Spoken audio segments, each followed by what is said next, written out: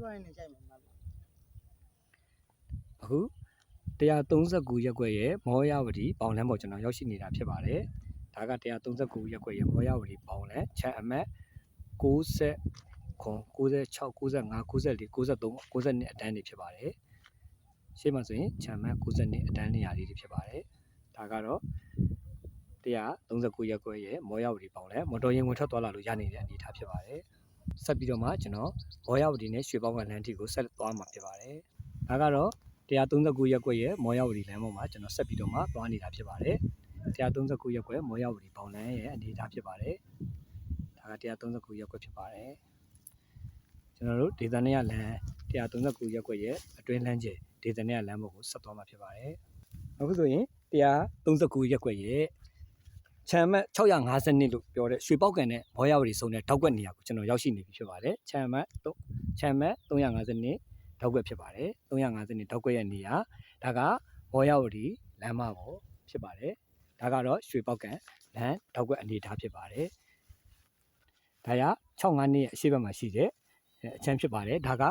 ကျွန်တော်တို့မာဒါလို့ခေါ်တဲ့အမှတ်50နှစ်ရက်ကွက်ပေါ်ကိုသွားတဲ့နေရာဒီမှာအသုံးပြုလို့ရနေပြီဖြစ်တဲ့လမ်းကြောတစ်ခုဖြစ်ပါတယ်ဒါကတော့မောရဝတီဒါရွှေပေါက်ကန်လမ်းမပေါ်ကျွန်တော်ရောက်ရှိသွားပြီဖြစ်ပါတယ်ရွှေပေါက်ကန်လမ်းရဲ့အနေအထားဖြစ်ပါတယ်52ရက်ကွက်ရဲ့ပေါင်လမ်းပေါ်ကိုသွားတဲ့အနေအထားဖြစ်ပါတယ်ဒါကတော့ရွှေပေါက်ကန်လမ်းစုံနေရာလေးဖြစ်ပါတယ်ဒါကတော့52ရက်ကွက်မားတာဘက်ကိုသွားတဲ့လမ်းရဲ့အနေအထားဖြစ်ပါတယ်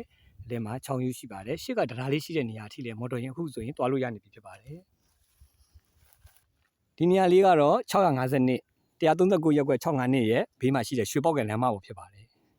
အခုဆိုရင်မော်တော်ယာဉ်အကောင်းဆုံးဝင်ထွက်သွားလာလို့ရနေပြီဖြစ်တဲ့ဆိုတဲ့အကြောင်းကိုလည်းကျွန်တော်တင်ပြနေခြင်းဖြစ်ပါတယ်ဒါကတော့139ရက်ကွက်ရဲ့ရွှေပေါက်ကန်လမ်းချမ်းမတ်68ခွန်934ရဲ့အတန်းလေးနေရာအတန်းလေးဖြစ်ပါတယ်139ရက်ကွက်ချမ်းမတ်68ခွန်ချမ်းမတ်934ရဲ့ထောက်ကွက်လေးတွေရဲ့အနေအထားကိုကျွန်တော်ရောက်ရှိနေတာဖြစ်ပါတယ်ဒါကတော့သူတို့ရဲ့မျက်နှာစာရှေ့လမ်းလေးတွေဖြစ်ပါတယ်မော်တော်ယာဉ်ရွှေပေါက်ကန်လမ်းတောက်လျှောက်ကောင်းမွန်စွာသွားလာလို့ရနေပါပြီဖြစ်ပါတယ်ရွှေပေါက်ကန်လမ်းဆက်သွားမယ်ဆိုရင်ကျွန်တော်တို့နဝရေးပတ်လမ်းကိုကျွန်တော်ရောက်ရှိသွားမှာဖြစ်ပါတယ်ဒါပါအခုကျွန်တော်ရွှေပေါက်ကန်လမ်း139ရက်ကွက်ချမ်းမတ်920ကျော်အတန်းကိုကျွန်တော်ရောက်ရှိနေပြီဖြစ်ပါတယ်ဒီမှာဆိုရင်စမှုမြစ်တာတောရကျောင်းဆိုတဲ့ရှေ့မျက်နှာစာလမ်းမကြီးကရွှေပေါက်ကန်လမ်းမှာဒါကမဟုတ်ပါဘူးဘုန်းကြီးကျောင်းကတော့အထဲမှာပါဒါကတော့ရွှေပေါက်ကန်လမ်းမကြီးဖြစ်ပါတယ်ဒါကတော့အခုကျွန်တော်ဆက်သွားနေတာဆိုရင်ချမ်းမတ်920ကျော်အတန်းကိုရောက်ရှိနေပြီဖြစ်ပါတယ်ရွှေပေါက်ကန်လမ်းမဟိုမှာ